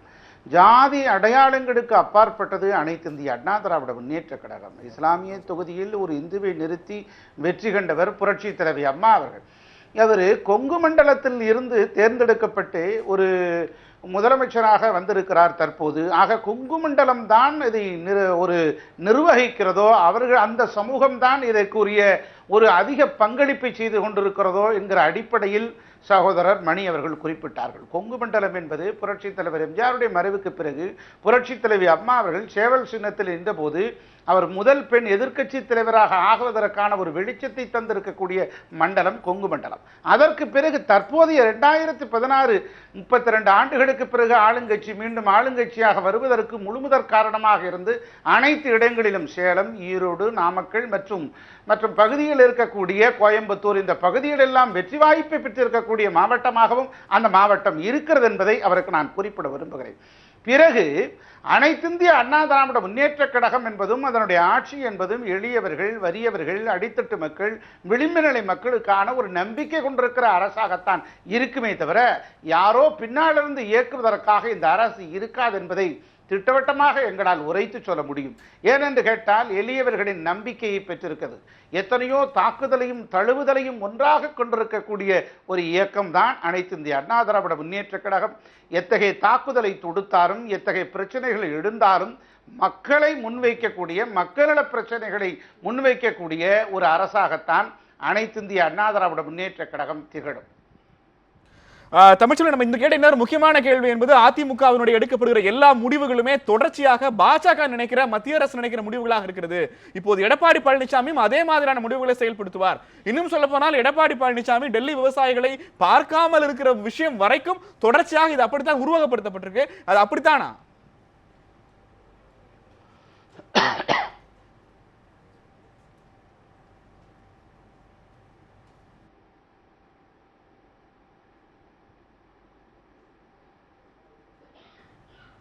வைகைச்செல்வன் சார் நினைச்சிருக்கீங்களா? வைகைச்செல்வன் சார் நினைச்சிருக்கீங்களா? கேக்குதா என்னுடைய கேள்வி? அதிமுகவினுடைய கேட்கிறதா கேள்வி? இல்ல, அதிமுகவினுடைய கடந்த 4 மாத கால ஆட்சி மத்திய பாஜகவினுடைய உத்தரவுகளை நிறைவேற்றுகிற ஆட்சியாக இருக்கிறது. இன்னும் சொல்ல போனால் டெல்லியில் போராடுகிற விவசாயிகளை தமிழக முதலமைச்சர் எடப்பாடி பழனிசாமி போய் பார்க்காமல் இருப்பதே மத்திய அரசுக்கு எதிரான ஒரு நடவடிக்கையாக போய்விடும் என்ற அளவிற்கு தொடர்ச்சியாக எதிர்க்கட்சிகள் குற்றம் சுமத்தி கொண்டிருக்கிறார்கள். அடுத்த 4 ஆண்டு கால ஆட்சி என்பது பாஜக நினைக்கிற ஆட்சியாக தான் இருக்க போகிறதா? அப்படி இல்ல. அதாவது நம்முடைய வேளாண்மை அதாவது நம்முடைய டெல்லியிலே விவசாய சங்க தலைவராக இருக்கக்கூடிய மரியாதைக்குரிய ஐயாக்கன் அவர்களை நம்முடைய வேளாண்மைத்துறை அமைச்சர் அவர்கள் சந்தித்தார்கள். நம்முடைய நாடாளுமன்ற துணை சபாநாயகர் டாக்டர் தம்பிதுரை அவர்கள் சந்தித்தார்கள். அவர்களோடு நாடாளுமன்ற உறுப்பினர்கள் எல்லாம் சந்தித்து அது குறித்து தமிழ்நாடு உங்களுக்கு எப்போதுமே பக்கபலமாக இருக்கும், துணையாக இருக்கும், வித்தாக விதையாக இருக்கும். ஆகவே இந்த போராட்டத்திலிருந்து நீங்கள் விலக்கிக் கொள்ளுங்கள். மேலும் நாடாளுமன்ற நம்முடைய பிரதமரை சந்திப்பதற்குரிய ஏற்பாடுகளையும் நாங்கள் உரிய முறையிலே அதற்கு குறித்து ஏற்பாடு செய்கிறோம் என்றெல்லாம் உத்தரவாதத்தை கொடுத்து அதற்கான பணிகளை மேற்கொண்டார்கள். ஆனால் ஐயாக்கன் அவர்கள் பிடிவாதமாக 7000 கோடிக்கு மேற்பட்டிருக்கக்கூடிய கடன் தொகையை தள்ளுபடி செய்ய வேண்டும் என்கிற உத்தரவு வந்தால் மாத்திரமே நாங்கள் இந்த போராட்டத்தை கைவிடுவோம் என்று சொல்லியிருக்கிறார்கள். அது ஒன்று. 2, இந்த அரசு தொடர்ந்து இப்போது நம்ம ஷானவாஸ் கூட அவர்கள் குறிப்பிட்டார்கள் உதய் திட்டத்தை பற்றி, மற்ற இருக்கிற ஏனைய நீட் திட்டத்தை பற்றி, மற்ற இருக்கக்கூடிய ஜிஎஸ்டி மசோதாவை பற்றி. இவையெல்லாம் விட்டு கொடுத்ததன் மூலம் தமிழ்நாடு மத்திய அரசினுடைய கட்டுப்பாட்டுக்கு வந்துவிட்டதோ என்கிற ஒரு ஐயப்பாட்டை எழுப்புகிறார்கள். ஜிஎஸ்டி மசோதா என்பது 17 சட்டமன்றத்திலே நிறைவேற்றப்பட்டு மாநிலத்தில் நிறைவேற்றப்பட்டதனால் அது ஆட்டோமேட்டிக்காகவே அது மசோதா ஜனாதிபதியுடைய ஒப்புதலுக்கு போய்விட்டது. மேலும் ஜிஎஸ்டி மசோதாவை பொறுத்த மாத்திரத்திலே தமிழ்நாட்டிலே 10,000 கோடி நமக்கு இழப்பீடு ஏற்படுகிறது. கேரளா வரவேற்கலாம், அது டூரிஸ்ட் ஸ்டேட், சுற்றுலா மாநிலம். தமிழ்நாடு என்பது ஒரு உற்பத்தி மாநிலம். இந்த உற்பத்தி மாநிலத்திற்கு ஆண்டுக்கு 10,000 கோடி இழப்பீட்டை நீங்கள் என்ன போகிறீர்கள் என்பதற்கு 5 வருடம் அதற்கு விளக்கு தருகிறோம் என்று ஒரு உத்தரவாதத்தை வழங்கி இருக்கிறார்கள். இந்த 5 வருட விளக்கு மாத்திரம் போதாது, தொடராக இது வர வேண்டும் என்றும் ஒரு கோரிக்கையை நாங்கள் முன்வைத்திருக்கிறோம். அதையும் நாங்கள் பரிசீலனை செய்வதாக மத்திய அரசு சொல்லி இருக்கிறது. ஆக உதய திட்டத்தில் கூட மின்வாரியத்தில் ஒரு பெட்ரோல் டீசல் விலைவாசியை போல ஆண்டுக்கோ தொடர்ச்சியாக அடுத்த 4 ஆண்டு கால ஆட்சி தமிழக நலனுக்கான ஆட்சியாக இருக்கும் எடுத்துக்கலாமா? ஒரு வாரத்துக்கு ஒரு ஏற்றுக்கொள்ளும். நிச்சயமாக நிச்சயமாக. நன்றி விவேக் செல்வன். எனக்கு இந்த அடுத்த 4 ஆண்டு கால ஆட்சி எப்படி இருக்குமா? அதாவது இப்போ உதய் திட்டம், ஜிஎஸ்டி, நீட்டு, இதிலெல்லாம் மோடிக்கு என்ன பொலிட்டிக்கல் கெயின் இருக்கு? இது ஒரு சென்ட்ரல் அட்மினிஸ்ட்ரேட்டிவ். இது பல ஸ்டேட்டுகள் சம்மதிக்கும், சில ஸ்டேட்டுகள் எங்களோட தனித்தன்மைக்கு இவற்றை ஆதரிப்பதன் மூலமாக மத்திய அரசின் பின்னால் நாங்கள் இருக்கிறோம்ங்கிற பொலிட்டிக்கல் ஸ்டேட்மெண்ட் கொடுக்க முடியும். சரி, இருக்க முடியும். சில கம்யூனிஸ்ட் ஸ்டேட்டுகளை இதை ஆதரிக்கிறாங்க. அப்போ அதில் அதை வச்சு நம்ம இதில் முடிவு கூற முடியாது. இதில் பொலிட்டிக்கல் கெயின் இல்லை, மோடிக்கும் இல்லை, பாஜகவும் பொலிட்டிக்கல் இல்லை. Marley administrative. இது அவங்களோட மாநிலங்களின் தன்மைக்கு ஏற்ப அவங்களோட சூழ்நிலைகள், அவங்களோட சோஷியல் காம்போசிஷன் பல இதுக்கு தக்கல அதில் எதிர்ப்பும் ஆதரவும் இருக்குது. அவன் எதுக்கிடவும் எதுக்காவது நம்ம சோஷியல் செக்ஷனை நீங்கள் கைவிட்டுட்டீங்கன்னு வேணா சொல்லாமே தவிர மோடிக்கு இதில் என்ன பொலிட்டிக்கல் கெயின் இல்லை. மோடியோட பொலிட்டிக்கல் கெயின் என்னன்னா, as far I am concerned, என்னோட அனுமானம் என்னன்னா, தமிழ்நாட்டில் ஒரு ஸ்னாப் போல் வர்றது மோடிக்கு பொலிட்டிக்கலாக ஒரு ட்ரையல் இதில் லாபம் இருக்கலாம். ஏன்னா 2014 ஜெயலலிதா அலையன்ஸ் வைக்கல. ஏன்னா அதுக்கு முன்னாடி 2011 2% ஓட்டு தான் எடுத்திருந்தாங்க. இங்கே கிறிஸ்டின் முஸ்லீம்ஸ் ஓட்டு 13% ஓட்டு இருக்கும்போது ஜெயலலிதா அப்படி டீசெண்டாக அந்த அலையன்ஸை கட் பண்ணி விட்டுட்டாங்க. 2016 புரோட்டோகாலை மீறி மோடி 45 நிமிஷம் பார்த்தாரு. அதனால 2016 அலையன்ஸை கட் பண்ணி விட்டுட்டாங்க. அதுக்கப்புறம் தான் ஏற்கனவே சொன்னேன், அந்த சூட்டை ஜெயலலிதாவுக்கே காட்டினாங்க. ஜெயலலிதாவே அந்த சூட்டில் சுருண்டாங்க, திணறாங்க. பெரிய மாஸ் லீடர், அது வேற விஷயம். திரண்டாங்கிறதுக்கு ஆதாரத்தோடு தான் சொல்கிறேன் நான். இப்போ 2.8 தான் பிஜேபிகிட்ட இருக்குது. கடைசியாக உள்ள பார்லிமெண்ட்டுக்கு மோடிக்கு ஒரு கன்சிடரபிள் ஸ்ட்ரென்த் இருந்தாலும் அசெம்பிளில் இப்படி தான் இருக்குது. இந்த 2.8% ஓட்டுக்கு என்னைக்கு 2019 எலெக்ஷன் வந்தாலும், அது அன்னைக்கு எடப்பாடி பழனிசாமி தலைவராக இருந்தாலும் சரி, இவர் யார் அதிமுக தலைவராக இருந்தாலும் சரி, 2.8%க்கு கிளீனாக டீசெண்டாக கூட்டணி கிடையாதுங்கிறத சொல்லிடுவாங்க. அதுவரை இருந்துக்கிட்டு கடைசி நேரத்தில் ஜெயலலிதா பண்ண வேலையை தான் யாருமே பண்ணுவாங்க. ஸோ நாம பலமாக இருந்தால் தான் நாம் இங்கே அசெப்ட் பண்ண முடியுங்கிறதான் பிஜேபியோட நோக்கம். அதனால 2019க்கு முன்னாடி ஒரு ட்ரையலாக ஒரு ஸ்னாப் போல் அதில் அவங்க பல வியூகங்களை பண்ணி இங்கே அரசியல் அதிகாரம் இல்லாத சமூகங்களை ஒன்றிணைத்து, யூபியில் அப்படி தான் பண்ணாங்க. அவன் இந்துக்களை பிரதிபடுத்தக்கூடிய ஒரு கட்சி தான் அது. ஓப்பனாக ஆண்ட்ரி யாதவ் சொல்கிறாங்க. அந்த இதை அவங்க இங்கேயே யாருக்கு எதிராக சொல்லணுமோ அதெல்லாம் மோடி அமித்ஷாவும் சொல்லதுக்கு கொஞ்சமும் தயங்க மாட்டாங்க. அவங்க இன்னைக்கு முஸ்லீம் கான்செப்டை ஒரு எதிரியை உருவாக்கி பண்ணக்கூடிய இடத்துல முஸ்லீமை பண்ணுவாங்க, யாதவ எதிரியை உருவாக்கி பண்ணக்கூடிய இடத்துல எதிரியை பண்ணுவாங்க, நாகாச எதிரியை உருவாக்கி மணிப்பூரில் பண்ணால் அதையும் பண்ணுவாங்க. ஸோ திஸ் இஸ் அவங்களோட ஸ்டைல். ஆக அவங்க அவங்களோட ட்ரையல் 2019க்கு முன்னாடி தமிழ்நாட்டில் தாங்க ஒரு பலமான சக்தினி காட்டினாதான் 2019 அவங்களுக்கு வாஜ்பாய் தலைமையில் இருந்த மாதிரி இருக்கும். அதை நோக்கி தான் அவங்க போகிறதுக்குள்ள வாய்ப்பு இருக்குன்னு என்னோட அனுமானம். மற்ற இன்னொரு ஸ்கூல் ஆஃப் தாட் என்னன்னா, ஒரு பப்பர் சீஃப் மினிஸ்டரை கையில் எடுத்துக்கிட்டு அவரை வச்சு பெயரலாங்கிற ஒரு இது இருக்கு. அது டேக்கிங் சான்ஸ். இதுவும் சான்ஸ் தான். இது ட்ரையல், மக்கள்கிட்ட போகிற ட்ரையல். அது ஒரு தனிநபற்ற போகிற ட்ரையல். 2019க்கு முன்பாக சட்டமன்ற தேர்தல் வரும்னு நீங்க எதிர்பார்க்குறீங்க? இல்லை, மோடியோட பிஜேபியோட ஸ்ட்ராட்டஜி அதுவாக தான் இருக்க முடியும். அப்படின்னா தான் அந்த ட்ரையலில் அவங்க மேலே வந்தால் தான் தமிழ்நாட்டில் அவங்களுக்கு ஏதாவது 98-99 மாதிரி எம்பிகள் கிடைக்க வாய்ப்பு உண்டு. மணி சார், 4 ஆண்டு கால ஆட்சி எப்படி இருக்குமா? இல்லை, என்னை பொறுத்தவரையில் நான் ஏடிஎம்கே வெளியிலேருந்து பார்க்கக்கூடிய ஒரு பார்வையாளனாக இதை சொல்லுகிறேன். 4 ஆண்டுகள் ஆட்சி தொடர்வது என்பது கடினம்னு நான் நினைக்கிறேன். தன்னுடைய இன்னர் வெயிட்னுவாங்க, தன்னுடைய உள் முரண்பாடுகளால் எம்ப்ளோட் ஆகும், உள்ளேருந்தே அது வெடிக்கும். அது நடக்கலைன்னா தான் ஆச்சரியம். என்னுடைய அனுமானம், என்னுடைய ப்ரொக்னாசிஸ் 4 இயர்ஸ் ஏடிஎம்கே கவர்மெண்ட் பதவியில் இருப்பது என்பது மிகவும் கடினமான சிரமமான ஒன்று என்று தான் நான் பார்க்கிறேன். அழகு தமிழ்ச்செல்வி, உங்களை பொறுத்த வரைக்கும் 4 ஆண்டு கால அதிமுக ஆட்சி எப்படி இருக்கும்? கண்டிப்பாக இருக்கும், மிக அருமையாக இருக்கும். உலகமே இப்போ திரும்பி பார்க்கும் அளவிற்கு ஒரு மாபெரும் இயக்கமாக எங்கள் ஐயாவின் தலைமையில் இருக்கும். ரெண்டாவது விஷயம், விவசாயிகளுக்கு சொல்றீங்களா உங்க ஐயா இருக்க வேண்டும் என்பது என்னுடைய தனிப்பட்ட கருத்து. அப்புறம் வந்து விவசாயிகளுக்கு சப்போர்ட் பண்ணலனாரு 100% ஐயா வந்து விவசாயிகள் பக்கம் தான் இருக்காரு, கண்டிப்பா சப்போர்ட் பண்றாரு. Second point I want clear. அதுக்கப்புறம் வந்து கட்சியும் ஆட்சியும் நல்லதா இணைப்பு அப்படின்னு சொல்லி கேட்டீங்க. ஆல்ரெடி உங்க ஊடகங்கள், உங்க தொலைக்காட்சிகள், உங்க பத்திரிகைகள் எல்லாமே வந்து கருத்து கணிப்புல தலைவர் அப்படின்னா அது ஓபிஎஸ் தான் அப்படின்னு 2% அதிகமா கொடுத்திருக்காங்க திமுக விட. ஆல்ரெடி தலைவர் அவருன்னு ஃபிக்ஸ் ஆயிடுச்சு. எங்க கருத்து, உங்க கருத்துக்கு நான் சொல்லல, உங்க கருத்து கணிப்பு படி. அதுக்கப்புறம் கட்சின்னு வந்தா 1% கம்மியா இருந்தோம் நாங்க, ஓபிஎஸ் ஐயாவும் திமுகவும் கம்மியா இருந்தோம். இப்ப நாங்க இணைஞ்சிட்டோம். அப்ப வந்து அது பிளவுபட்டு இருந்த போது எடுக்கப்பட்ட ஒரு கருத்து கணிப்பு. இப்ப நாங்க இணைஞ்சிட்டோம், 4% நாங்க அதிகமாயிட்டோம். சோ கட்சி ஆட்சி இரண்டும் எங்களுக்கு சாதகம், இணைப்பு நன்றி எங்களுக்கு தரும். ஆல்ஷன்வாஸ், நிகழ்ச்சி நிறைவு செய்வதற்கு முன்பாக ஒரு முக்கியமான கேள்வி உங்கள்கிட்ட கேட்டோம். என்னன்னா, தமிழ்நாட்டினுடைய தொடர்ச்சியான முற்போக்கு எழுத்தாளர்கள், அரசியல் விமர்சகர்கள் ஒரு விஷயத்தை முன்வைக்கிறாங்க. அதிமுகவினுடைய கட்சி பிளவை திமுக உள்ளிட்ட மற்ற கட்சிகள் ஏதோ அந்த கட்சியினுடைய உட்கட்சி விவகாரம், பாஜக அதை எதை செய்தாலும் அது குறித்து நாம் கவலைப்பட தேவையில்லைன்னு நினைக்கிறாங்க. கட்சி ரீதியான ஒரு ஜனநாயக ரீதியாக அதிமுகவினுடைய உட்கட்சி பிளவை முதலில் கண்டிக்க வேண்டியது திமுக, விசிக மாதிரியான கட்சிகள் தான். ஆனால் அவற்றை செய்யாமல் ஒதுங்கி நின்று வேடிக்கை பார்க்கிற போது உங்களுக்கும் அது வந்தே தீரும்ங்கிற மாதிரியான கோணத்திற்கு ஒரு எதிர்கட்சிகளினுடைய சார்பாக உங்கள் பதில் என்ன?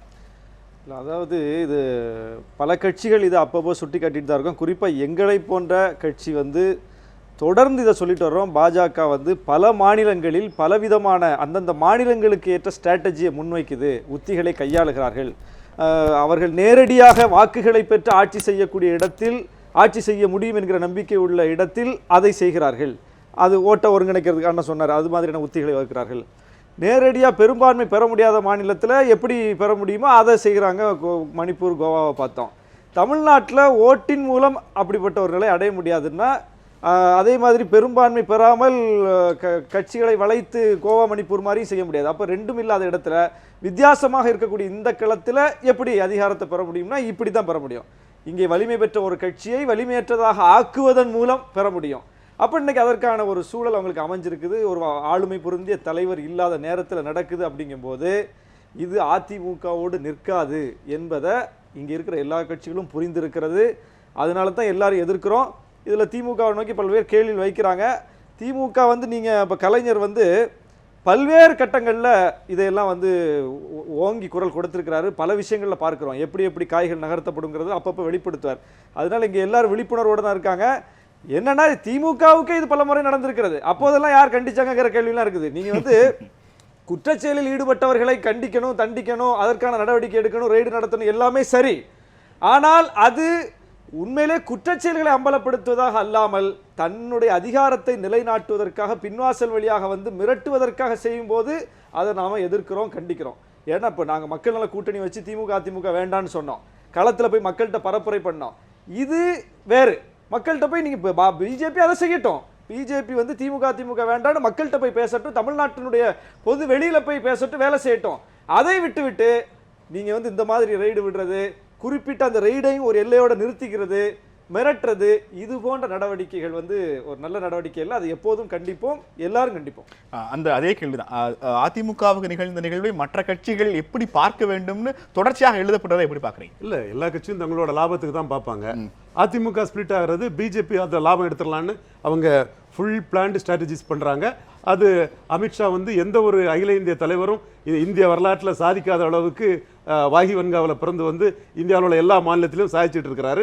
அவர் பாஜக இந்த ஸ்ட்ராட்டஜியில் தான் போகும்னு நினச்சவங்களெல்லாம் கண்ணில் மண்ணை தூக்கிட்டு விதவிதமான ஸ்ட்ராட்டஜி, அந்தந்த ஊரில் எந்தெந்த பகுதி மக்கள் எந்தெந்த ரூபத்தில் பாதிக்கப்படுறாங்களோ அவங்களெல்லாம் தட்டி எழுத்து சாதிச்சுட்டு இருக்கிறாரு. அவர் அந்த லெவலில் எங்கே போவார்? ஒன்று. திமுக பொறுத்தவரை அதிமுக ஸ்பிளிட் ஆகும்போது 89 வெற்றி பெற்று காட்டினாங்க. இப்போ திமுக வேலை அது இல்லையே, அதிமுக ஒன்றுபடுத்துறதா திமுக வேலை. இன்னைக்கு திமுக நம்ம இன்னைக்கு அதிமுக பிஜேபி விளையாடுறான்னா நாளைக்கு நம்மகிட்ட விளையாடுவான்னு பயந்துட்டா இருக்க முடியும்.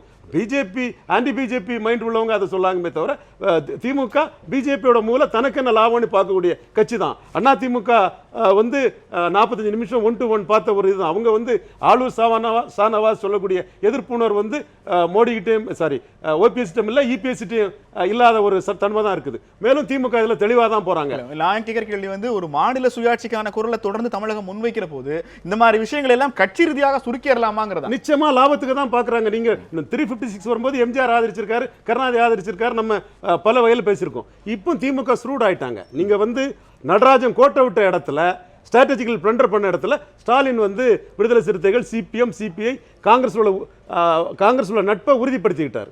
ஸோ அந்த இந்த செக்ஷனை நீங்க யார் எதிரியா வருவாங்கன்னு நீங்க கணக்கு போடுறீங்களோ அவங்களுக்கு எதிராக ட்ரெடிஷனலாக எதிராக உள்ள இந்த செக்ஷன்ஸை வந்து நீங்க கையில் எடுத்து பொலிட்டிக்ஸ் பண்ணியிருக்கணும். நீங்க வந்து டில்லி டாலிங் பண்ணீங்க.